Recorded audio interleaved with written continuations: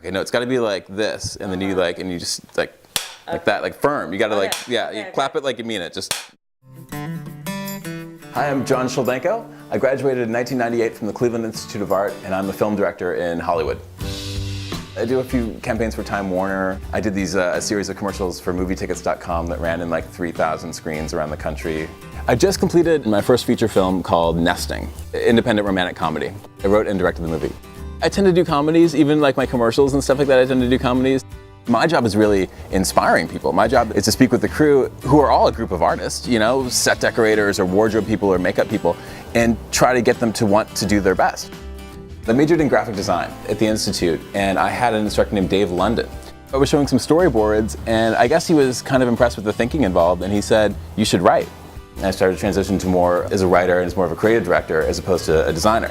While I was on set for a commercial shoot, I started asking a lot of questions with the crew and the people involved, and you know, how does that light work, or what does that camera do, or how do those lenses work, or whatever it is.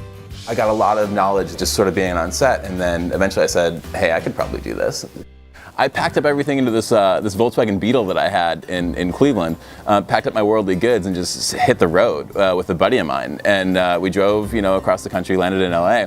My first jobs out here were assistants. I worked for an entertainment publicist for a little while, and then I worked for a big talent agency for a little while, doing like the assistant thing for like $400 a week and like 12-hour days.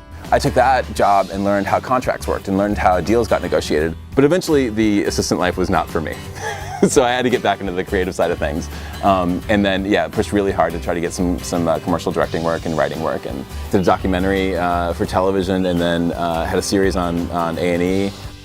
Everybody comes to filmmaking from different backgrounds. Sometimes they're writers, a lot of times they're actors, sometimes they're, you know, they come from any kind of place. And I think, I do think the fine art background kind of gives you an extra little level of stuff that maybe other people don't think about. A lot of the people that I met and had classes with at CIA, I still keep in touch with and actually still work with. Art school is one of those places where you can be exposed to so many different things and so many different kind of people, like really interesting, creative people, right? So that's gotta be good. You know, that's always fun. And I think that's a wonderful fuel for any kind of creative endeavor, you know, certainly directing. And I feel so fortunate to be a working director in Hollywood. I mean, it's amazing. Like, it's awesome. It's a joy to wake up every morning and get to be a director.